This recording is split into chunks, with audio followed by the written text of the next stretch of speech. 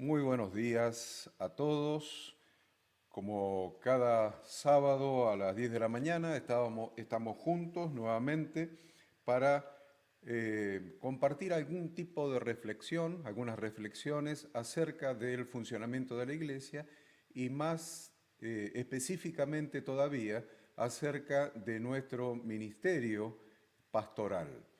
Nuestro ministerio pastoral, ustedes recuerden que nosotros llamamos pastores a lo que en la Biblia se lo llama ancianos. Ancianos, entonces, son aquellos que ejercen un ministerio de cuidado, un ministerio de alimentación, un ministerio pastoral dentro de las congregaciones. Muy bien. Así que los saludo en la paz y la bendición de nuestro Dios y de su Hijo Jesucristo, quien reinará sobre nosotros en el milenio. Así que vamos inmediatamente a hacer un breve repaso antes de enfocarnos en lo que vamos a añadir hoy.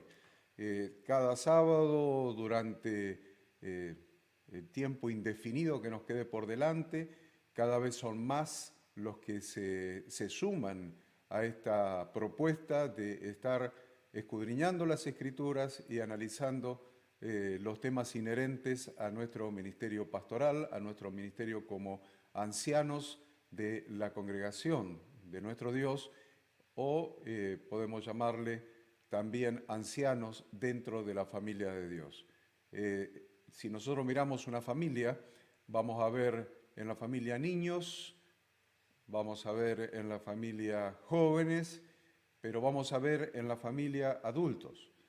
Y sin ningún lugar a dudas, la función preeminente, la función que se destaca dentro de aquellos que son adultos en una familia es la función de cuidar a los más jóvenes, de guiar a los más jóvenes, de enseñarles a vivir a los más jóvenes. Aún desde niños muy pequeños, los padres, los adultos, los mayores, enseñamos a vivir no solamente con una visión, una perspectiva de futuro, sino que doblemente les enseñamos a vivir su tiempo, su niñez, su juventud sanamente, pero también tenemos una visión que se orienta hacia el futuro de esos niños, de esos jóvenes, y los empezamos a formar y los formamos para que tengan una vida exitosa en el futuro, para que tengan una vida llena de bendición, llena de logros, llena de éxitos. Así que ahí estoy definiendo más o menos brevemente, sintéticamente, lo que sería una función de anciano dentro de la familia de Dios. Nosotros tenemos que ver a la iglesia como una familia. Yo sé que es a veces mucho más fácil ver a la iglesia como una nación, como una nación destinada a conquistar, una nación destinada a reinar, una nación destinada a tener éxito, pero la verdad es que la Biblia me dice otra cosa. La Biblia me dice que la iglesia, la congregación, la eclesía, la quejilá de nuestro Dios es la familia de Dios. Así que no hay duda que lo primero que deberíamos hacer es aprender los principios que rigen el funcionamiento adecuado, normal, de una familia. Así que eso es lo que estamos tratando de hacer, ver el funcionamiento de la iglesia como una familia. En una familia, entonces dijimos, hay bebés, hay niños, hay adolescentes, hay jóvenes, hay gente adulta, hay ancianos. Y es muy interesante que nosotros podamos ver esa división en edades, esa división en progreso de edad para asimilarla a conceptos espirituales. El concepto espiritual de que estoy hablando es el concepto de familia y es el concepto de diferentes grados de desarrollo, diferentes grados de crecimiento de cada uno de los miembros de la familia de Dios. Entonces, bíblicamente lo encontramos muy claro. Por ejemplo, la iglesia de Corinto era una iglesia con niños espirituales. Ya dice, yo no les pude dar a ustedes a comer vianda, les tuve que dar leche. ¿Por qué? Porque no erais capaces, ni sois capaces todavía, y hace una descripción de las características que le hacen afirmar al apóstol Pablo, sois niños. Entonces ahí tenemos un grado de maduración, un grado de crecimiento de los cristianos de Corinto. Los cristianos de Corinto, por su madurez espiritual, todavía eran niños. Entonces, es muy interesante esto porque nos ubica en qué es lo que quiere decir la Escritura cuando habla de ancianos. Ancianos, crecidos, maduros espiritualmente, que tienen como responsabilidad el cuidado de los niños, el cuidado de los jóvenes, el cuidado de los menos crecidos espiritualmente, para ayudarlos a no ser atacados por el diablo a través de doctrinas extrañas y diversas, cosas que se infiltran dentro de las congregaciones, cosas que hombres andan por allí tratando de meter doctrinas extrañas, doctrinas diversas, para su propio beneficio, pero en perjuicio de los hijos de Dios. Entonces los ancianos cuidamos a los más jóvenes y a los niños espirituales para que no entren esas falsas doctrinas y esos lobos rapaces que tratan de destruir la grey de Dios. Pero también los ancianos tenemos la responsabilidad no solamente de cuidar, sino también de alimentar, de formar, de capacitar, de enseñar el estilo de vida cristiano para que en su crecimiento vayan apuntando a lograr los objetivos o a dar en la meta, o sea, que su vida dé en el blanco. Eso es lo que hemos dicho infinidad de veces, que la Biblia es la instrucción de Dios para que la vida del creyente dé en el blanco, para que cumpla su propósito, para que cumpla el objetivo para el cual Dios la dio y logremos el éxito que Dios ha establecido o que ha determinado que quiere que cada uno de nosotros tengamos. Éxito medido en los términos de Dios. Éxito como lo mide Dios, no éxito como lo mide el mundo. No éxito como lo mide el ser humano. El ser humano está contaminado con lo que Satanás metió en este mundo. Satanás, el Dios de los sistemas de este mundo, de un sistema global y de subsistemas de este mundo, ha establecido principios en cada sistema, principios que denotan para el ser humano que se ha obtenido éxito. Sin embargo, esos principios de éxito han sido metidos por Satanás en el sistema y no reflejan el éxito según las Sagradas Escrituras. Eso es muy interesante que algún día lo estudiemos. ¿Qué sería éxito económico, por ejemplo, por tomar algunos de los ejemplos? ¿Qué sería tener éxito en la fase económica de nuestra vida?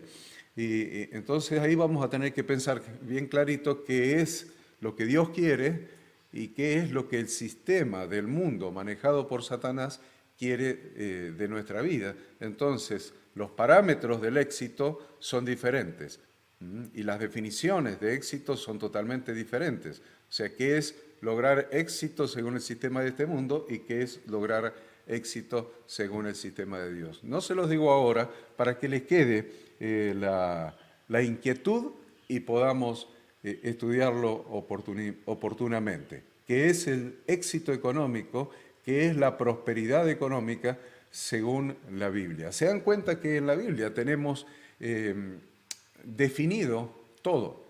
Tenemos las instrucciones de vida para todas las áreas de nuestra vida, para absolutamente todas las áreas de nuestra vida, familiar, económica, relacional, política, amistades, todo lo que usted tenga necesidad de saber cómo hacer en la vida, la palabra de Dios, la Biblia, tiene instrucción específica para que su vida tenga absolutamente éxito, lo cual va a redundar en paz y en alegría en su corazón. Paz y gozo.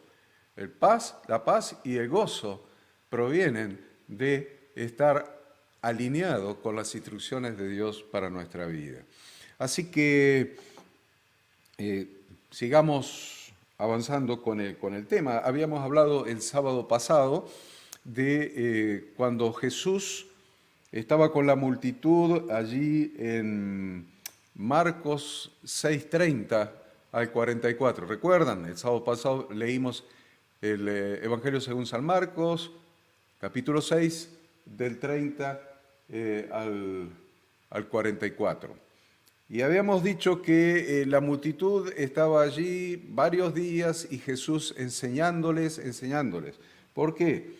Porque Jesús tenía compasión de las personas, y cuando Él tenía compasión de las personas, se llenaba de ese sentimiento que caracterizaba a Jesús de Nazaret, que era la compasión por las personas. La compasión lo movía a realizar acciones. Ahí tenemos un principio pastoral. Queridos pastores y líderes, ancianos, anoten esto. Adrián, anotamos esto. La compasión en el corazón mueve a realizar determinadas acciones. Jesús miraba a la multitud, la veía como ovejas que no tenían pastor, e inmediatamente su corazón se llenaba de compasión. Una compasión tan profunda, una compasión tan grande, que en determinado momento, viendo la ciudad, Jesús lloró. Jesús lloró. Ese era el corazón de Jesús de Nazaret, movido a misericordia, movido a compasión, que lo primero que él pensaba en ese momento de compasión, de tristeza por ver a las personas perdidas, por ver a las personas de ahí, de su propia ciudad, de la ciudad de Jerusalén, que no querían. Él decía: ¿cuántas veces os he querido juntar como la gallina junta a sus polluelos debajo de sus alas, y no quisisteis? Y los miraba, y él pensaba en eso, y lo que podría haber sido el comienzo del reinado milenial en ese momento. En ese momento podría haber comenzado el reinado milenial de Jesucristo. Sin embargo, a los suyos vino, pero los suyos no le recibieron. Entonces los miraba, y enseguida era movido a misericordia, a compasión, pero la compasión lo inducía a realizar alguna acción. No se quedaba en el sentimiento solamente, no se quedaba en la tristeza por ver a las personas perdidas. Inmediatamente la compasión lo inducía, lo movía a realizar algún tipo de acción. Y por eso dice la Escritura que los vio como ovejas que no tenían pastor, y comenzó a enseñarles muchas cosas. Si bien Jesucristo, el Hijo del Dios viviente, tenía poder para sanar, tenía poder para dar vista a los ciegos, tenía poder para hacer caminar a los paralíticos, tenía poder para resucitar a los muertos, como en el caso de Lázaro. Sin embargo, la acción más grande, más importante que Jesús realizó, la acción más significativa, a la que Él le dio más importancia, como solución a los problemas de la gente, como solución a las necesidades de las personas que se acercaban a Él, era enseñarles. Los miró, tuvo compasión de ellos porque eran como ovejas que no tenían pastor, y comenzó a enseñarles muchas cosas, dice la Escritura. Eso ustedes lo van a encontrar en el versículo 34, en Marcos 6:34. Dice que, y salió Jesús y vio una gran multitud y tuvo compasión de ellos porque eran como ovejas que no tenían pastor y comenzó a enseñarles muchas cosas. Entonces, qué importante enseñanza. Por lo menos 2 o 3 enseñanzas tenemos acá. Vamos a ver si conseguimos 2. La primera enseñanza, vamos a ver si conseguimos 3. A ver, la primera enseñanza es cuando vemos a los perdidos, cuando vemos a las personas que están sin Cristo y sin esperanza en esta tierra, cuando los vemos perdidos en sus propios designios, en los designios de su mente, en los designios de su propia concupiscencia, yendo detrás de sus propios instintos, siendo gobernados por los instintos, siendo gobernados por los deseos de su carne, siendo gobernados por su propia concupiscencia, y los vemos que están perdidos como ovejas que no tienen pastor. En definitiva, ¿qué es perdido como oveja que no tiene pastor? Ir sin rumbo sin rumbo definido. ¿A dónde van las ovejas que no tienen pastor? No tienen rumbo, no tienen destino, no tienen rumbo. Entonces, cuando vemos esas personas, la primera enseñanza de Jesús es que su corazón no emitió juicio. Su corazón no fue un corazón que juzga, que dice esas ovejas están perdidas y están sufriendo las consecuencias de su propia perdición. Entonces, tal vez algunos de nosotros alguna vez habremos dicho, bien hecho, se lo tienen merecido. Piénsenlo.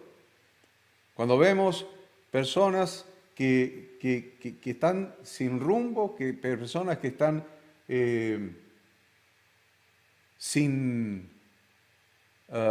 como ovejas sin pastor, que están sin pastor. Vemos que muchos piensan se lo tiene merecido. Lo que nosotros vemos en Jesús no es esa actitud. Lo que nosotros vemos en Jesús es compasión. Jesús tuvo compasión de las multitudes porque eran como ovejas que no tenían pastor. Primera enseñanza, no juicio, sí compasión. No juicio, sí compasión. Y la segunda enseñanza es que inmediatamente a la compasión sigue algún tipo de acción.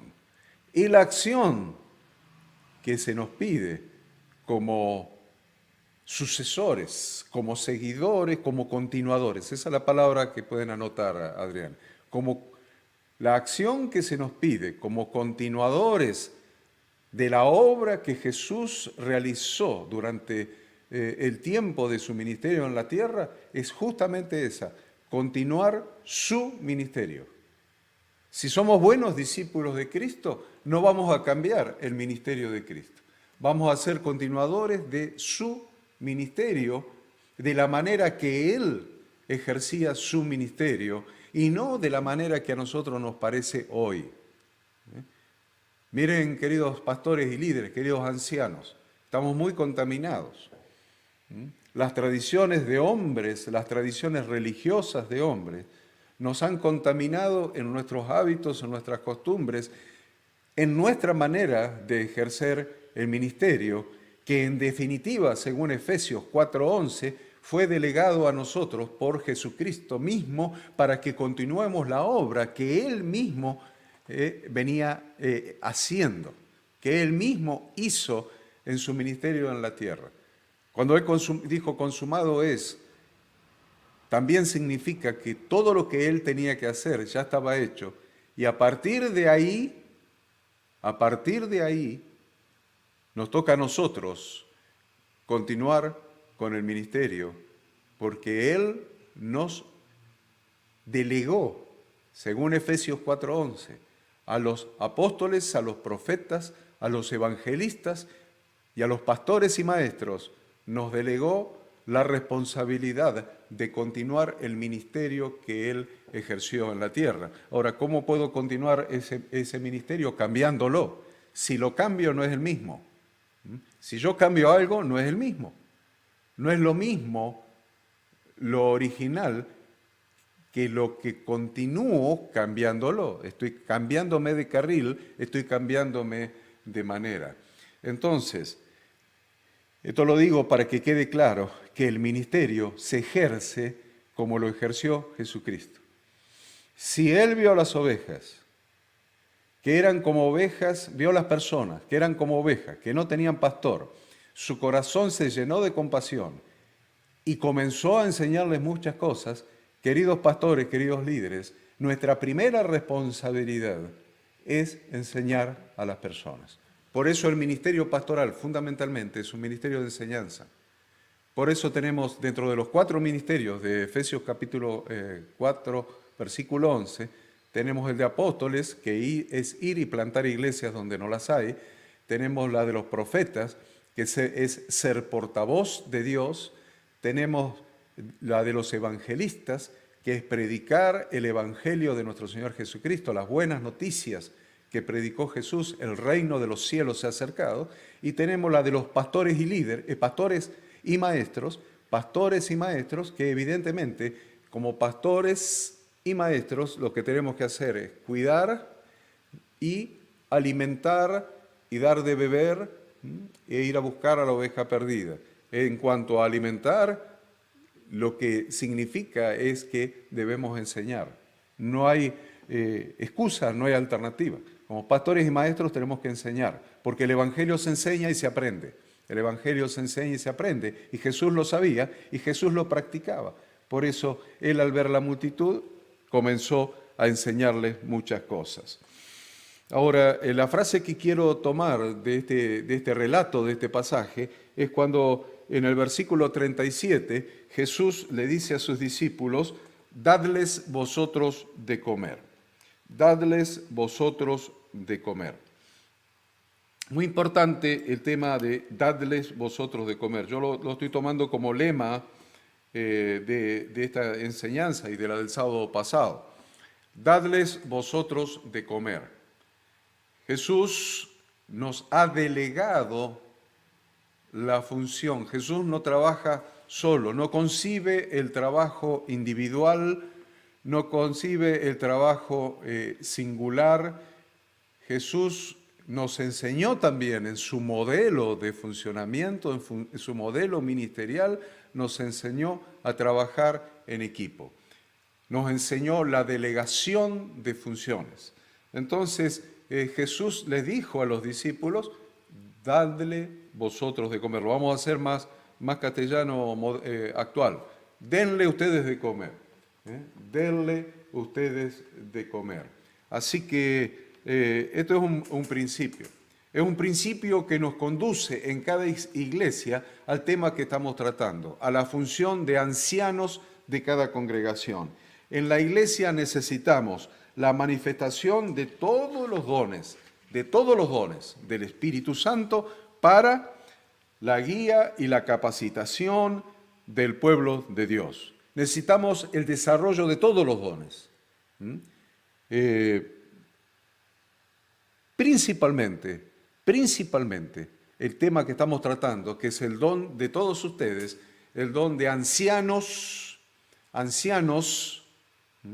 y estoy hablando en plural, ancianos de la familia de Dios, ancianos de la congregación, para edificación de la iglesia.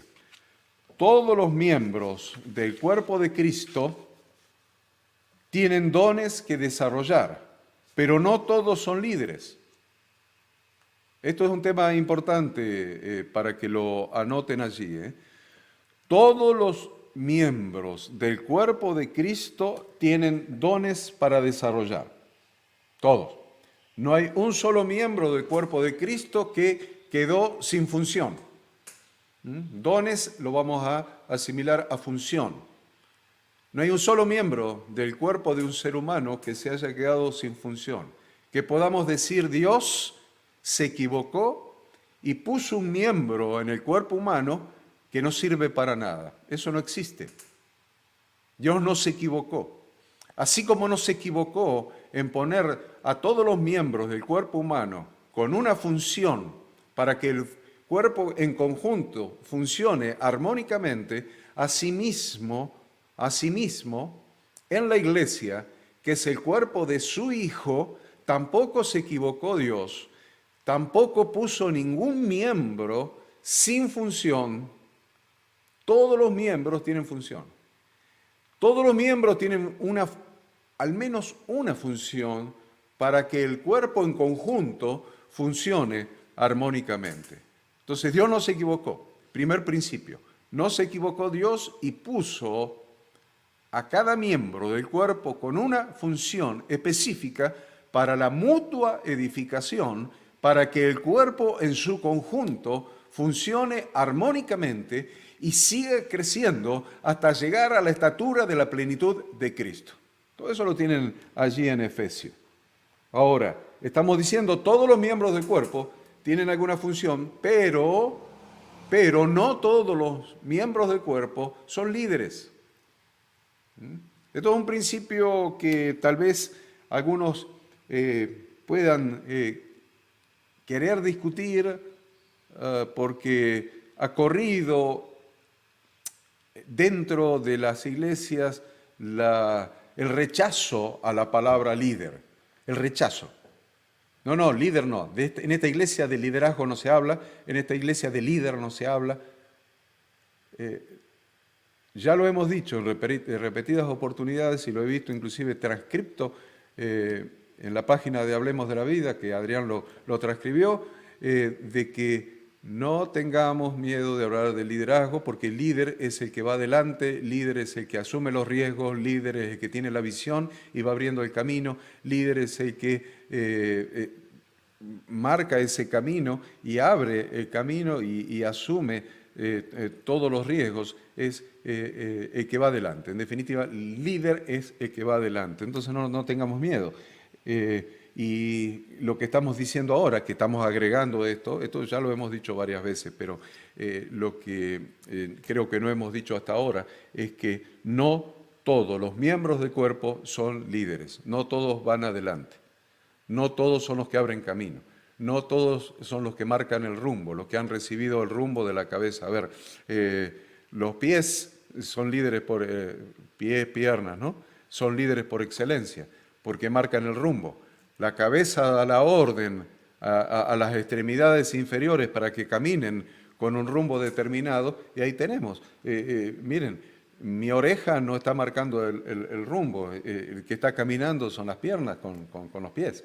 Entonces, cuando hay que hacer algo específico, mi cabeza le está dando la orden a mis brazos, a mis extremidades superiores para que hagan eso específico, y ahí eso está marcando un determinado rumbo, una determinada acción. Entonces lo que yo estoy diciendo es que en un cuerpo no todos son líderes. Sería un desastre que todos fueran líderes y todos quisieran marcar un rumbo. Porque un pie iría para allá, el otro pie para allá y el brazo tiraría para atrás y la cintura tiraría para el otro lado y el pelo tiraría para allá.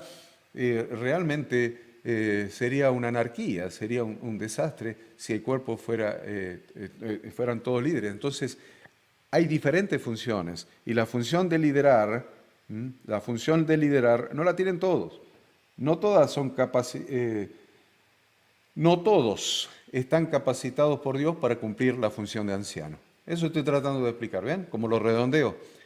No todos están capacitados por el Señor para cumplir la función de ancianos de la familia. No todos están capacitados por el Señor para liderar, no todos están capacitados por el Señor para cumplir la función de ancianos de la familia. Entonces, sabiendo que necesariamente en todo grupo humano, ya sea formalmente reconocido o de manera informal, siempre aparece un liderazgo. Ahora, dentro de la iglesia nosotros tenemos que vacunarnos contra los desvíos porque estamos hablando de algo sagrado, algo sumamente importante. Lo más importante que hemos tenido en nuestras manos es liderar la familia de Dios, ser ancianos de la familia de Dios. Entonces tenemos que tomar ciertos recaudos para evitar los desvíos que se puedan llegar a producir. El primer recaudo que establece la Escritura es que en cada iglesia debe haber ancianos, con S, ancianos. Es el primer recaudo, es la primera vacuna, el primer anticuerpo que nosotros necesitamos en la iglesia del Señor es que esta función de liderar el cuerpo de Cristo, liderar la familia de Dios, sea plural. Plural. Ancianos, varios, no uno, varios. Eso genera anticuerpos para evitar desvíos. Podríamos explicarlo largamente, ustedes ya están intuyendo qué pasa en muchas iglesias que tienen un único anciano, un único pastor, un único líder en la iglesia y vemos a la iglesia creciente, floreciente, yendo en un rumbo que nos causa admiración y dentro de 5 o 10 años vemos que se ha producido un desvío que no podemos explicar y que se escapa totalmente a las enseñanzas de las Sagradas Escrituras. Entonces vemos que eso se produjo porque no estamos siguiendo el modelo bíblico que estableció Jesús de funcionar como un equipo. Funcionar como un equipo. Por eso la Biblia siempre les va a hablar de ancianos, de liderazgos plurales, donde estén presentes todos los ministerios de ancianos. Todos los ministerios de ancianos. Apóstoles, bien. Profetas, bien. Evangelistas, bien. Pastores y maestros, también. Entonces, todos los ministerios de ancianos tienen que estar allí. Por ejemplo, nosotros podemos ver en la iglesia de Antioquía. Es muy interesante el modelo y el ejemplo de la iglesia de Antioquía, porque el reino de los cielos necesita hombres y mujeres que pongan manos a la obra y estén dispuestos a servir. Sin duda, el reino de los cielos necesita hombres y mujeres. Ya contesté el sábado pasado la pregunta que me habían hecho en cuanto al ministerio de las mujeres. Lo contesté el sábado pasado. Si alguno no lo pudo ver y quiere saberlo, después voy a editar esa parte, la voy a poner en oculto, subida a internet, y al que me lo pregunte le voy a dar el link para que lo pueda ver. No lo quiero poner abierto a todos para no empezar un debate infructuoso que no lleve a ningún lado. Pero lo concreto es que estamos hablando de hombres y mujeres, porque la Biblia nos enseña que en el reino de Dios, en la familia de Dios, no hay una distinción funcional entre hombres y mujeres, excepto que el hombre es cabeza de la mujer, así como Cristo es cabeza del hombre, y así como el Padre, como Dios, como Yahweh, nuestro Dios, es cabeza de nuestro Señor Jesucristo. Entonces, el reino de los cielos necesita hombres y mujeres que pongan manos a la obra y estén dispuestos a servir y a realizar su tarea. Vamos a ver, por ejemplo, en un segundito, más que un segundito, varios segunditos, varios minutos, el funcionamiento de la iglesia de Antioquía. Si nosotros miramos en Hechos, capítulo 13, del 1 al 3, van a encontrar cosas muy interesantes en este pasaje de Hechos 13, del 1 al 3. Se los voy a leer. Había entonces en la iglesia que estaba en Antioquía profetas y maestros,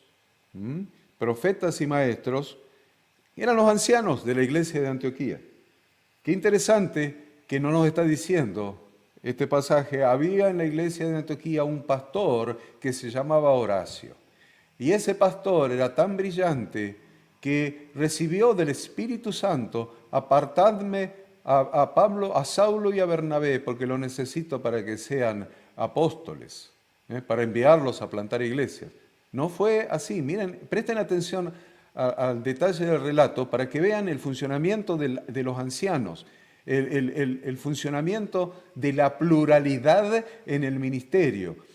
la pluralidad en el liderazgo. Mírenlo. A ver, había entonces en la iglesia que estaba en Antioquía profetas y maestros.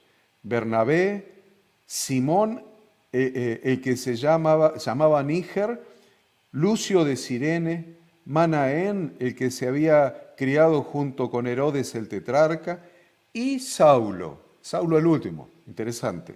Ministrando estos al Señor y ayunando, dijo el Espíritu Santo, apartadme a Bernabé y a Saulo para la obra a que los he llamado. Entonces, habiendo ayunado y orado, les impusieron las manos y los despidieron. ¿Qué está diciendo aquí? Que había entonces en la iglesia que estaba en Antioquía profetas, maestros. Y el Espíritu hizo apartar apóstoles. Había, primero, profetas. Había maestros en la iglesia.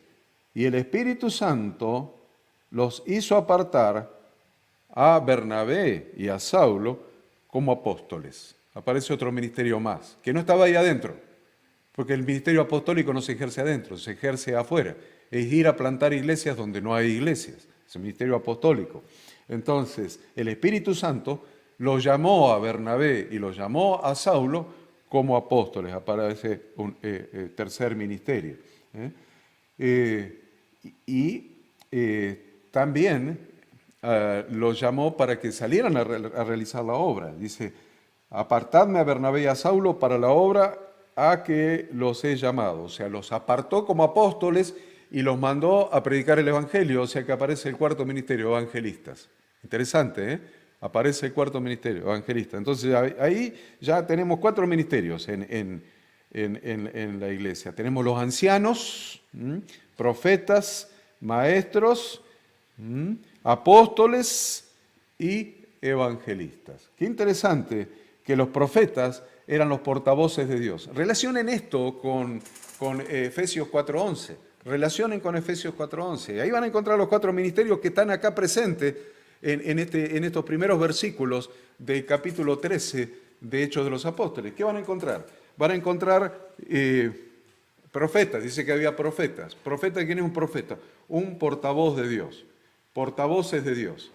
¿Qué había? Maestros, ahí tienen el ministerio de pastores y maestros.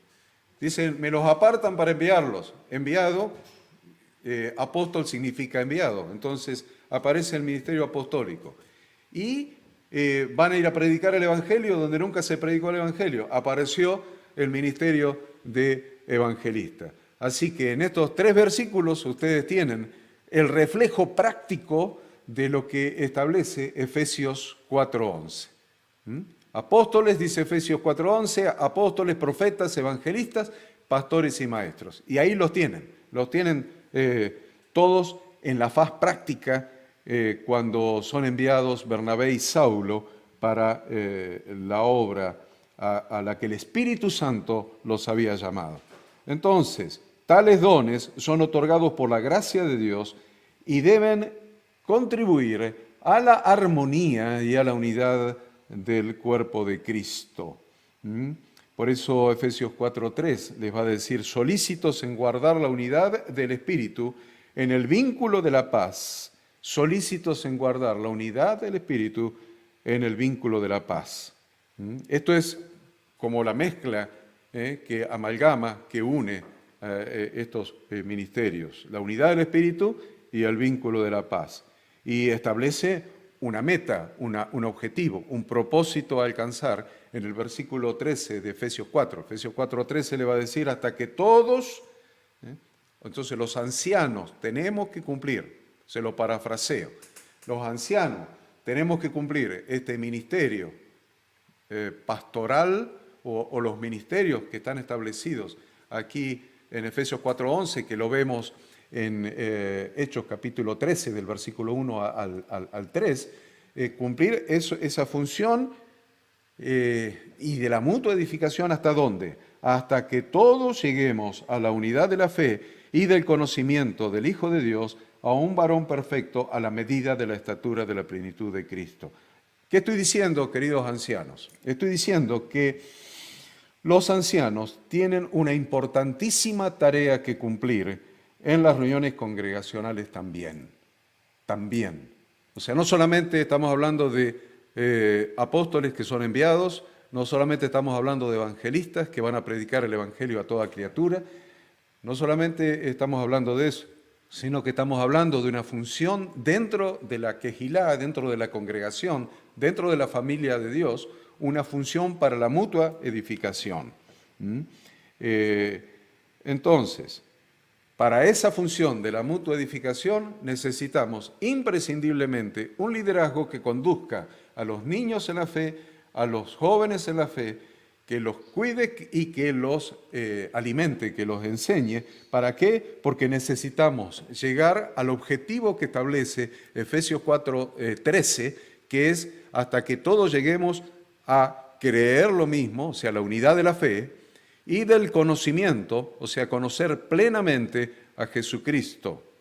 La unidad de la fe y del conocimiento del Hijo de Dios a un varón perfecto, a la medida de la estatura de la plenitud de Cristo.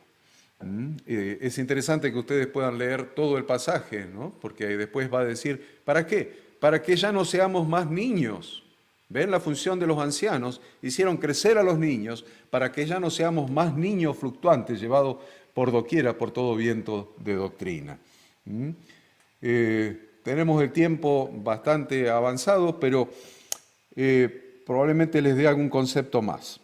Este concepto, para que inclusive lo anoten y lo suban por allí.